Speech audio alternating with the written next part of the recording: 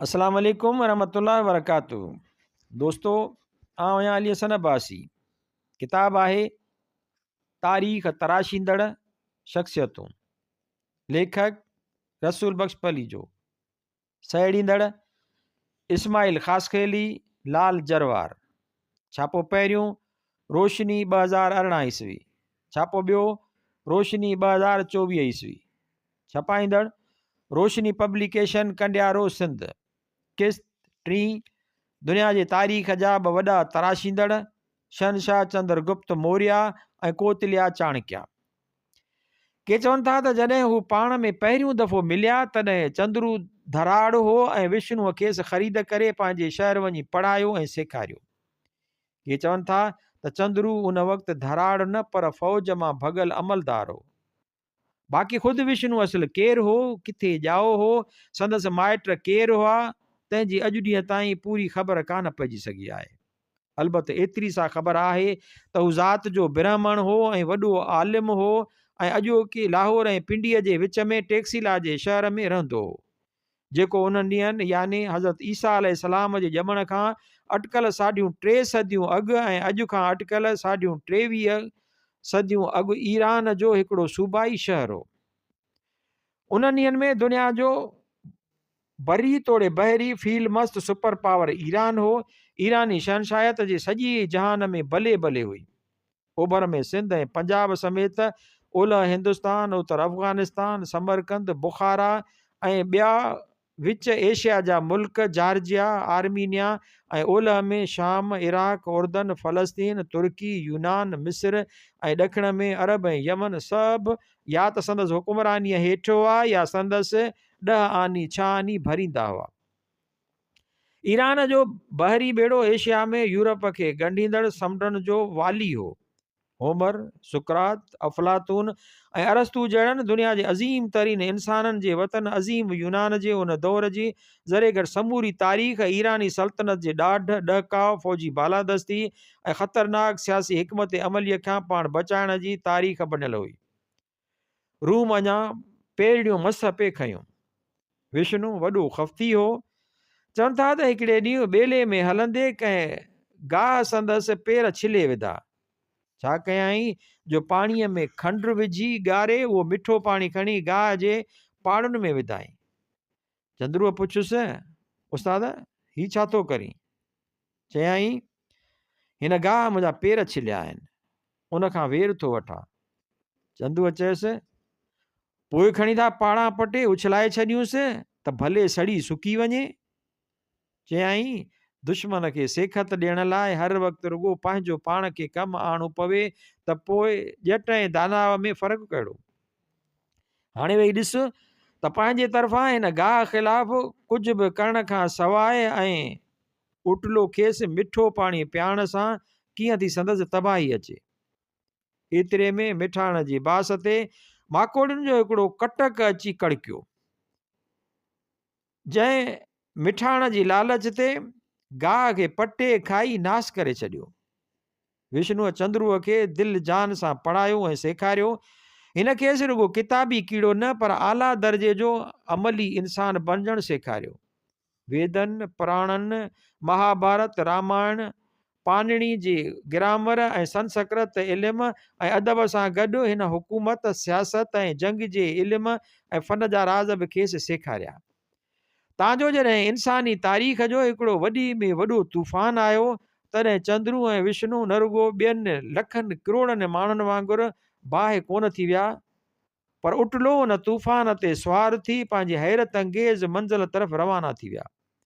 उहो ज़िलज़िलो आणण वारी उस्ताद शागिर्द जे हिकिड़ो जग मशहूरु जोड़ी हुई, जेका विष्णु ऐं चंद्रू नालनि सां गॾु धरतीअ ते उन वक़्तु मौजूदु हुई।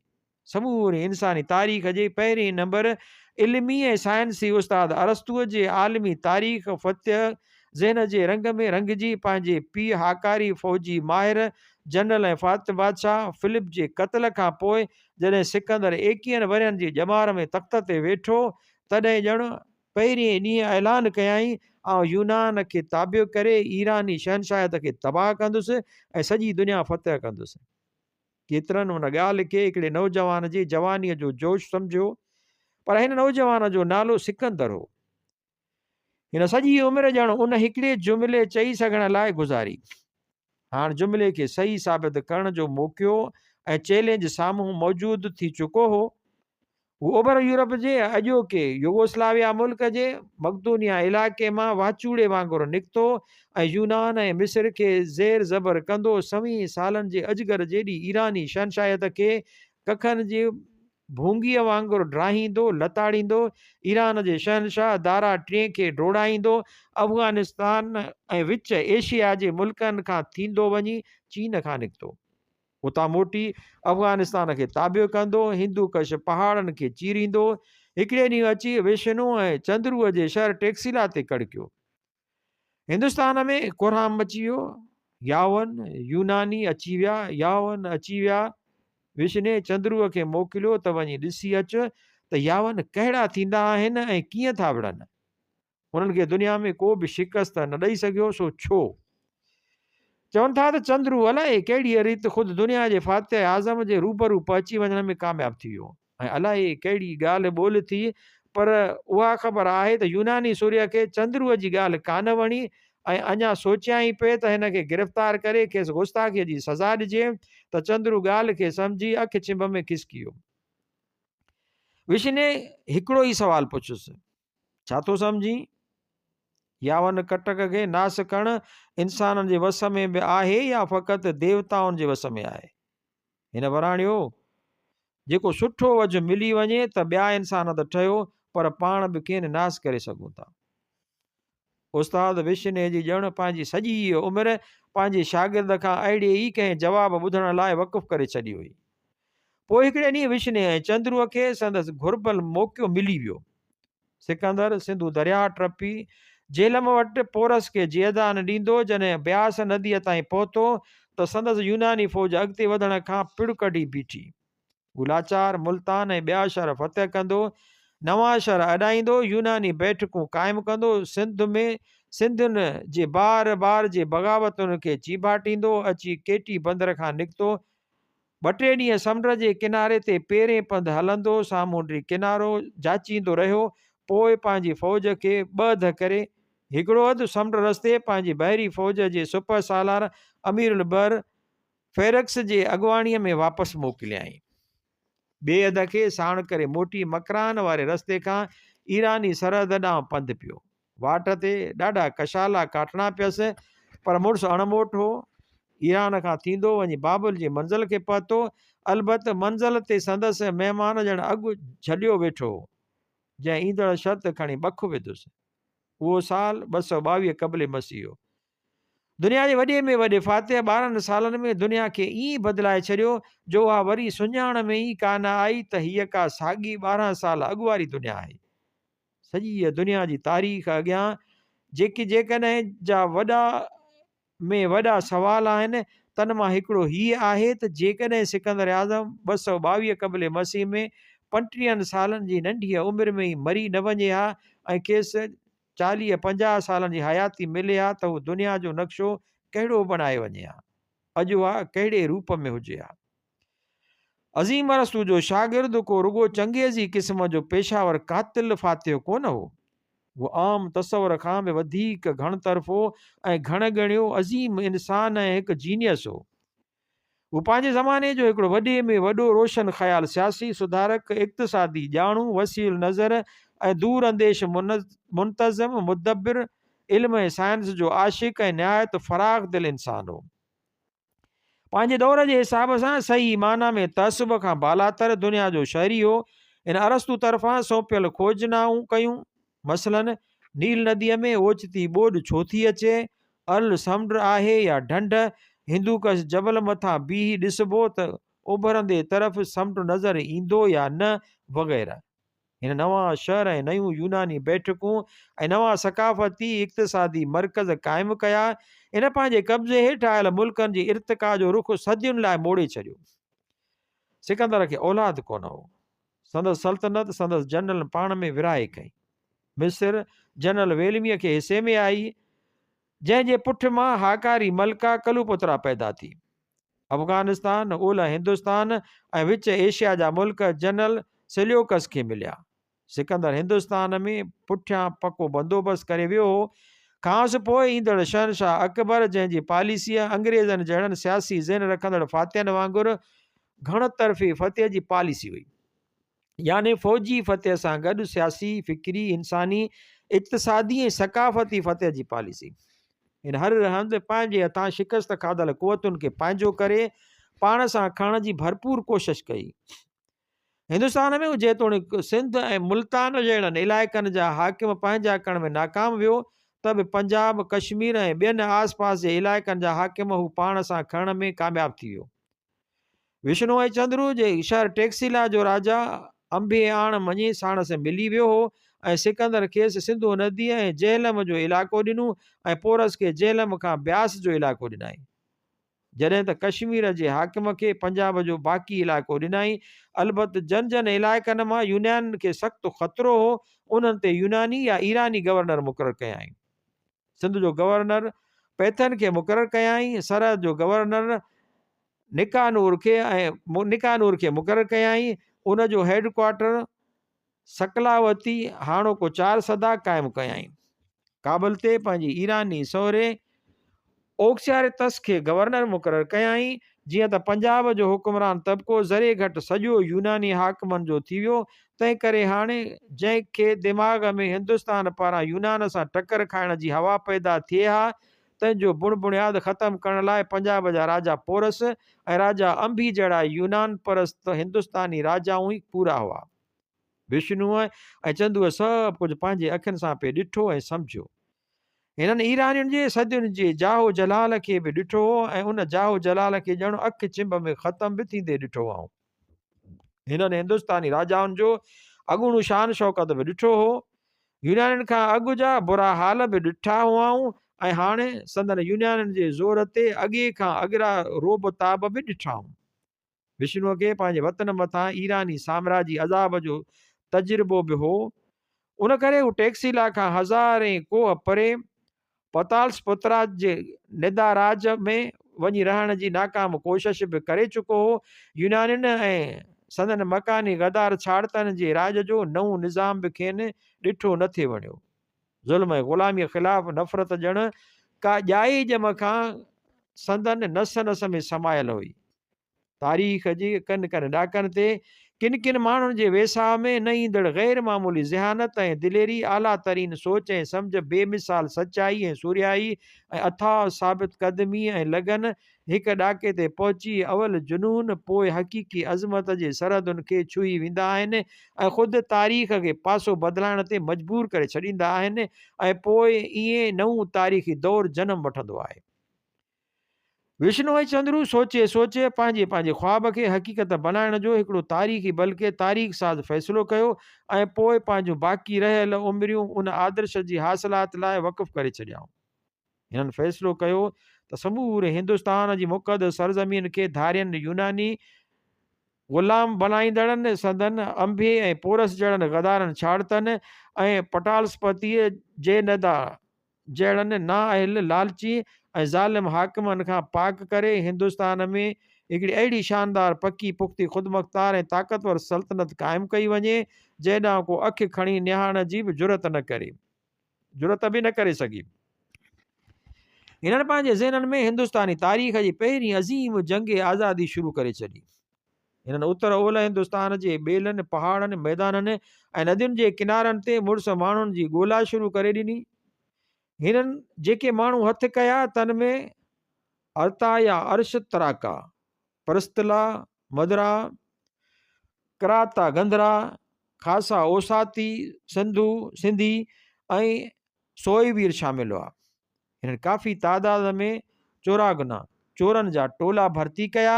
उन्हनि मां केतिरा अॻु में सिकंदर सां चोटूं खाई चुका हुआ। कुझु ॾींहंनि खां पोइ जॾहिं वटि काफ़ी तादाद में माण्हू गॾु थी विया, तॾहिं हिननि हिमालया जी हिकिड़ी रियासत जे राजा परवातका खे पंहिंजे पासे करण जी कोशिश कई, जंहिंमें आख़िर हू कामयाबु थी विया। परवातका जी फ़ौज में ख़ुदि के यूनानी बि हुआ जेके सिकंदर पोयां छॾे वियो हो ऐं जेकी खांसि उन करे नाराज़ हुआ। यूनानी राज पारां यूनान जा हामी 5 बादशाह हिननि ते हमिलो करे आया। उहे हुआ कलूता जो राजा जट्टा बर्मा, मलाया जो, संभा नदा, कश्मीर जो, पिशकार कशा, सिंधुअ जो सिंधु शहना, परासिका जो राजा मेघा, चंद्रू विष्णु ऐं संदन साथियुनि जी गोरीला फ़ौज हिकु हिकु करे सभिनी राजाउनि खे शिकस्त ॾिनी। तंहिंखां पोइ वारो आयो यूनान जी सूबाई गवर्नरनि ऐं कमांडरनि जो, जन मां निकारनूर त सिकंदर जी हिंदुस्तान में हूंदे क़तलु थी वियो। तंहिंखां पोइ जेलम ऐं हिंदूकस जे विच वारे इलाइक़े जे गवर्नर फिलिप खे क़तलु कयो वियो। उन जी जाइ ते टेक्सिला जी राज अंबे खे उहा चार्ज बि ॾिनी वई। 2 सालनि जे खूनख्वार लड़ाइनि खां पोइ सिंधु दरिया जे ओभर वारो सॼो इलाइक़ो विष्णु ऐं चंद्रूअ जे कब्ज़े में अची वियो ऐं उन ई इलाइक़े में यूनानियुनि ऐं संदन गदार हामियुनि जो बुनियादु नास थी वियो। तव्हांजो 222 क़बल मसीह जंहिं साल सिकंदर आज़म बाबिल में हिन दुनिया मां लाॾाणो कयो, उन साल चंद्रगुप्त मौर्य जे लक़ब सां आज़ादु हिंदुस्तान जी बादशाह जो ऐलान कयो। विष्णुगुप्ता कोतिलिया चाणक्य जे नाले सां हिंदुस्तान जी हिन नई सल्तनत जो वज़ीर आज़म थियो। यूनानी मोरखनि चंद्रगुप्त जी उन ई अक़ल चरख़ कंदड़ शानदार कामयाबीअ लाइ अजीब ग़रीब दलील ॾिना आहिनि। यूनानी तारीख़ नवेस जेस्टिन लिखे थो, सिकंदर जी वफ़ात खां पोइ हिंदुस्तान पंहिंजे ॻिचीअ मां ग़ुलामीअ जो तोक टोड़े उछलाए छॾियो ऐं यूनानी गवर्नरनि खे क़तलु करे छॾियो वियो। हिन आज़ादीअ जो बानी सोंद्रो कोटेस चंद्रगुप्त हो। ही ग़रीब माइटनि जो ॿारु हो ऐं आसमानी क़ुवतुनि तरफ़ां संदसि अहिड़ी हिमत अफ़ज़ाई ऐं मदद कई वई जो हिन जे दिमाग़ में बादशाह थियण जो हौसलो पैदा थियो, जंहिंजो मिसाल उहो आहे जो सिकंदर जे अॻियां बेडपाईअ सां ॻाल्हाइण करे सिकंदर मथसि कावड़िजी पियो ऐं हुकुम ॾिनाई त हिन खे क़तलु कयो वञे, पर पोइ हू पकिड़जण खां अॻु में तेज़ीअ सां भॼी गुम थी वियो।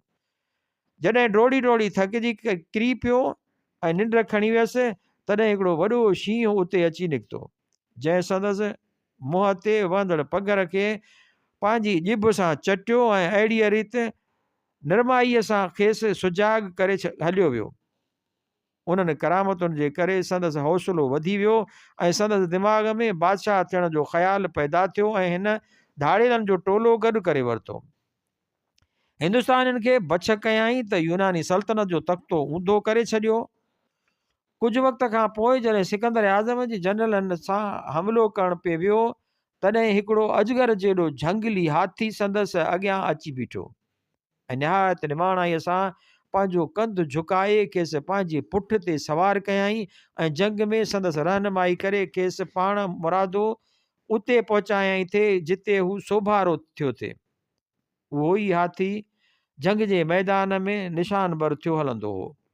अहिड़ीअ रीति जॾहिं यूनानी जनरल सुलोकस पंहिंजी अज़मत जा बुनियाद पे रखिया, तॾहिं संद्रुकोट्स चंद्रगुप्त तख़्त धणी थी हिंदुस्तान ते क़ाबिज़ थी चुको हो, पर सॼे हिंदुस्तान ते कब्ज़े करण जो पंधु अञा परे हो। टेक्सिला खां सवे कोह परे उभरंदे पासे पतालीपुत्रा में बकौल यूनानी मोरिख क्रेटस जे 6 लख पैदल फ़ौज, 20,000 घोड़े सवार फ़ौज, 2,000 चैन घोड़नि वारे जंगी रिथुन ऐं 3,000 हाथियुनि जे मालिक लखपति करोड़पति या अरबपति न ऐं पदमपति न पर महापदमपति 99 करोड़ सोनियुनि मोहरनि जे मालिक नदा राजा जी हुकूमत हुई ऐं हूअ पंहिंजे लालच ऐं ज़ुल्मनि जे करे बदनाम हो। सिकंदर वटि बि माण्हुनि हिन जूं गिलाऊं कयूं हुयूं। मशहूरु यूनानी मोरिख प्लोटार्क जे चवण मुताबिक़ चंद्रगुप्त सिकंदर सां टेक्सिला में मिलियो हो, तॾहिं सिकंदर चंद्रगुप्त खां बि हिन जे बारे में पुछा कई हुई। चवनि था त हिन कंहिं बि शइ खे वींदे जानवरनि जी खलुनि, खौर, वणनि ऐं पथरनि खे बि टैक्स खां सवाइ न छॾियो। चंद्रगुप्त हेसी ताईं घणो करे गोरीला लड़ायूं कयूं हुयूं ऐं खेसि वॾियुनि बाक़ाइदा फ़ौजुनि जे कमाल करण जो तजुर्बो कोन हो। तंहिं करे जॾहिं हू सरहदी इलाइक़ा फ़तेह करे यलगारूं कंदो शहनशाही तख़्तगाह पतालेस्तरा बहार में पहुतो, तॾहिं राजा नद जे सिपह सालार बुधान सालाब संदसि फ़ौजुनि ते पुठ खां हमिलो करायो ऐं खेसि शिकस्त खाई पोइ ते मोटणो पियो। उन वक़्त जे मोरखनि संदसि फ़ौजी हिकमत अमलीअ ते तनक़ीद कंदे लिखियो सो चंद्रगुप्त बादशाह थियण जे हिर्स में सरहदुनि जी हिफ़ाज़त जो बंदोबस्तु करण खां सवाइ मुल्क में काहे आयो आहे ऐं संदसि फ़ौज खे घेरे में आणे तबाह कयो वियो आहे। महावाकाटिका सिफ़ो 186। जीअं तारीख़ परिश्का परावर लिखियो, जीअं को नंढड़ो ॿार प्लेट में पियल खाधे जे तदनि किनारनि खां खाधो खाइण बदिरां हबछ विचां पंहिंजूं आङुरियूं प्लेट जे विच में विझी हणी पाण खे साड़े रखे, तीअं विष्णुगुप्ता कोतलिया चाणक्या पंहिंजूं आङुरियूं हणी साड़े रखियूं आहिनि। हाणे हिननि पंहिंजी ग़लती सुधारी ऐं हिकु हिकु करे अवल सोना फ़तह कयाऊं ऐं पातलापुत्रा जो तख़्तगाह पिणु राजा नंद खे जियदान ॾिनो वियो ऐं खेसि चयो वियो त पंहिंजूं 2 ज़ालूं, हिकु धीअ ऐं हिकिड़े रथ में जेतिरो सामान खणी सघे ओतिरो खणी जेॾां वणेई ओॾां हलियो वञे। हुन खां पोइ चंद्रगुप्त मौर्य ऐं कोतलिया चाणक्या पाण खे चाणक्य आहिनि पंहिंजे ॻोठ जे नाले जी निस्बत सां सॾायो थिए। पंहिंजी सल्तनत जी हदुनि खे हर तरफ़ वधायो ताजो उहा हिंदुस्तान जी तारीख़ जी पहिरीं वॾी शहनशाहियत बणिजी वई ऐं चंद्रगुप्त मौर्य हिंदुस्तान जो पहिरीं वॾी शहनशाहियत जो पहिरियों वॾो बाअख्तियार बादशाह बणिजी वियो। यूनानी मौरख पोटारक लिखे थो, सैंड्रोकोट्स चंद्रगुप्त 6 लखनि जी फ़ौज सां सॼो हिंदुस्तान पंहिंजे ताबे करे वरितो। दरअसल बलोचिस्तान अञा बि यूनान जी ताबे हो। चंद्रगुप्त यूनानियुनि खे हिंदुस्तान में शिकस्त ॾियण खां पोइ बि साणनि सुठा तालुकात रखिया, छो त आलमी सुपर पावर अञा बि यूनानी हुआ। ज़रूरत वक़्तु हू खेनि तोहफ़ा ऐं मददूं बि मोकिलींदो हो। प्लोटार्क लिखे थो, सैंड्रोकोट्स सेल्यूकस खे 500 हाथी तोहफ़े तौरु ॾियारे मोकिलिया। सिकंदर जे मरण खां पोइ संदसि सिपह सालारनि जी पाण में वेड़ शुरू थी वई, जंहिंमें बाबुल जे हाकिम जनरल सेल्यूकस जे काफ़ी सरसी थी। सिकंदर जे हिंदुस्तान मां मोटी अचण खां 2 साल पोइ सेल्यूकस खे उहो ख़्यालु थियो त छो न हिंदुस्तान वरी फ़तह कजे, जे न त बि घटि में घटि अॻु फ़तह कयल ऐं पोइ विञायल इलाइक़ा त वरी हथु करे विझजनि। सो 204-205 क़बले मसीह में वॾो कटक वठी काहे आयो। सख़्त तरीन लड़ाइनि खां पोइ अवल अफ़गानिस्तान फ़तह कयाई, पोइ काबिल नदीअ जो किनारो वठी सिंधु दरिया पार करे हिंदुस्तान ते अची कड़कियो। हिते हिकिड़ो अचरज ॼण संदसि इंतज़ार में वेठो हो ऐं उहो हो राजा अंबी ऐं राजा पोरस वारी छिड़ विछड़ वाइड़ी ऐं बताल हिंदुस्तान बदिरां शहनशाह हिंद चंद्रगुप्त मौर्य ऐं दानाए आज़म वज़ीर आज़म हिंद विष्णुगुप्ता कोतलिया चाणक्या वारो नओं ख़ुददार चुस्त ऐं चालाक हिंदुस्तान। हिंदुस्तानी फ़ौजुनि यूनानी हमले कंदड़ कटकनि खे सिंधु नदीअ जे किनारे ते तारीख़ी शिकस्त ॾेई संदन चेल भञी विधी। सिकंदर आज़म जे जग मशहूरु हाकारी सिपह सालार सेल्यूकस खे हिंदुस्तान जे शहनशाह अॻियां न रुगो हार मञणी पई, पर हिकिड़ो अहदनामो बि करणो पियो, जंहिं मूजिबि हिन खे काबिल, कंधार, हरात ऐं बलोचिस्तान शहनशाह हिंद खे ॾियणा पिया ऐं उन सां गॾु पंहिंजी सुहिणी धीअ जो संग बि खेसि ॾियणो पियो। हाणे शहनशाह चंद्रगुप्त मौर्य ऐं वज़ीर आज़म विष्णुगुप्ता कोतलिया चाणक्या जी सल्तनत हिंदुस्तान जूं कुदरती सरहदूं टपी ॿाहिरि फैलिजी वई हुई ऐं हिंदुस्तान ओलह एशियाई इलाइक़े जी हिकिड़ी वॾी ताक़त बणिजी चुको हो। पर उन जे बावजूदि चंद्रगुप्त ऐं कोतलिया चाणक्या पाण में विढ़ंदड़ यूनानी सिपह सालारनि खे सवी हाथियुनि जा तोहफ़ा मोकिलणु बंदि न कया। संदन सेल्यूकस खे मोकिलियल 500 हाथी उपस जे जंग जे मैदान ते ऐन टाइम ते पहुता ऐं सेल्यूकस ऐं चंद्रगुप्त जी गॾियल दुश्मन एंटीगोन्स खे शिकस्त ॾियण में उन्हनि हाथियुनि मुख्य किरदारु अदा कयो। अहिड़नि हाथियुनि राफिया जे मैदान जंग में सिकंदर जे सिपह सालार ऐं मिस्र जे बादशाह टोलेमी जे अफ्रीकी हाथियुनि खे शिकस्त ॾेई जनरल एंटोकस जे फ़ौज खे सोभारो कयो। यूनानी मौरख स्ट्रेबो जे दावा आहे त उहो पिणु तय थियो हो त आईंदा हिंदुस्तानी ऐं यूनानी शाही ख़ानदान हिक ॿिए जा माइट लेखिबा ऐं पाण में संगा बंदियूं कंदा। सन 204 क़बले मसीह में सेल्यूकस मशहूर मारूफ सफ़ारतकार मैगज़िथेंस खे शहनशाह हिंद जी दरबार में पंहिंजो सफ़ीर मुक़ररु करे खेसि पतालीपुत्रा मोकिलियो। मैगज़िथेंस चंद्रगुप्ता मौर्या जी दरबार जो जेको अखियुनि ॾिठो अहवालु लिखियो आहे तंहिं मां हिकिड़ी सख़्तु मेहनती जफ़ाकश ऐं ईमानदार शहनशाह ऐं आला इंसान जो तसवुरु उभिरे थो। हू लिखे थो, शहनशाह पंहिंजे सिर हिंदुस्तान जो हिकिड़ो सभ खां सख़्तु पोरियो कंदड़ अमलदार हो। हू ॾींहं जो सफ़ा कोन सुम्हंदो हो ऐं सॼो ॾींहुं दरबार में कमु कंदो हो। हिन पंहिंजे ज़ाती सुख ऐं फ़रत जो को बि ख़्यालु न थे कयो। हू लिखे थो, शाही महल सॼो ॾींहुं सभिनी लाइ खुलियो पियो आहे। उहो उन वक़्तु बि खुलियल आहे जॾहिं बादशाह पंहिंजे वारनि खे फणी ॾींदो आहे ऐं कपिड़ा पाईंदो आहे। उन वक़्तु बि हू परदे पोयां सफ़ीरनि सां ॻाल्हाईंदो रहंदो आहे ऐं माण्हुनि जा फ़ैसिला कंदो रहंदो आहे। हू वधीक लिखे थो त 2-3 कलाकनि जे निंड खां सवाइ संदसि हर घड़ी ख़ल्क़ जी ख़िदमत लाइ वक़ुफ़ु थियल आहे।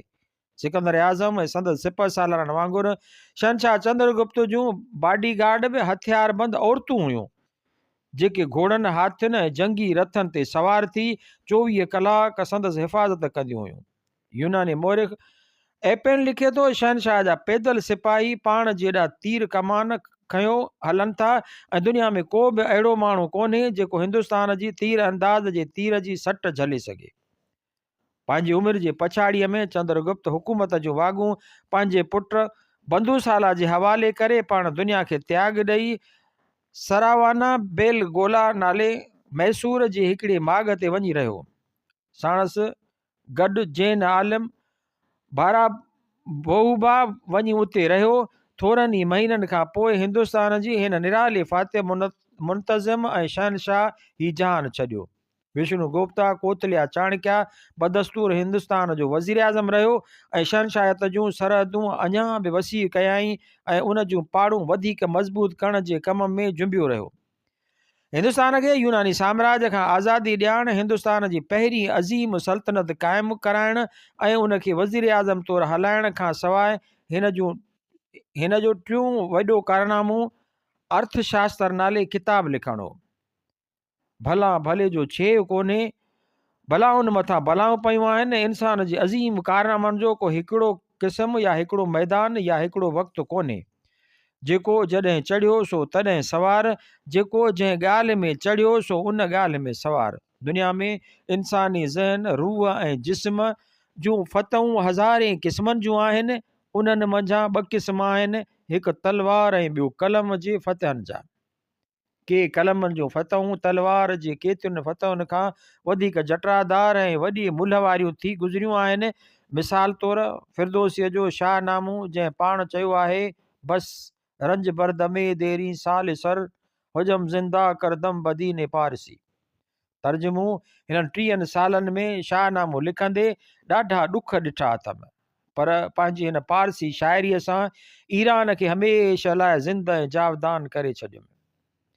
या चीनी फ़ौजी माहिर सन्ज़ो जी 22 सदियूं अॻु लिखियल जंगी साइंस बाबति तख़लीक़, जंगी हिकमत अमलीअ जो फ़न, जेका अॼु बि सॼी दुनिया जे फ़ौजी एकेडमियुनि में पढ़ाई वेंदी आहे। हुक्मरानी ऐं मुल्की इंतिज़ाम हलाइण जे फ़न बाबति विष्णुगुप्ता कोतलिया चाणक्या जो तख़लीक़ कयल किताब अर्थशास्त्र, जेको 1904 ईस्वीअ में हथु आयो ऐं पहिरियों दफ़ो 1905 ईस्वीअ में शाया थियो ऐं 1909 ईस्वीअ खां दुनिया जे अहम ॿोलियुनि जहिड़ोक अंग्रेज़ी, फ्रेंच, इतालियन, रूमी ऐं ॿियनि ॿोलियुनि में तर्जुमो थी शाया थियणु शुरू थियो। उहो गुज़िरियल साल 1991 ईस्वीअ में पहिरियों दफ़ो शानुल हक़ जे तर्जुमे सां उर्दूअ में शाया थियो। उन जो शुमार दुनिया जे वॾनि मां वॾनि इल्मी कारनामनि में थिए थो। हिन कारनामे विष्णुगुप्ता कोतलिया चाणक्या खे इंसानी तारीख़ जी सभ खां वॾनि आलिमनि ऐं तख़लीक़कारनि जे अॻी सिफ़ में बीहारे छॾियो आहे। हिंदुस्तान जे तख़्तगाह दिल्लीअ में जंहिं इलाइक़े में गैर मुल्की सफ़ारतकार रहंदा हुआ, उन इलाइक़े ते चाणक्या जे नाले पोयां चाणक्यापुरी नालो रखियो वियो आहे। 15 वार सुबुह थींदो हैदराबाद, मार्च 1996 ईस्वीअ तां वरितल।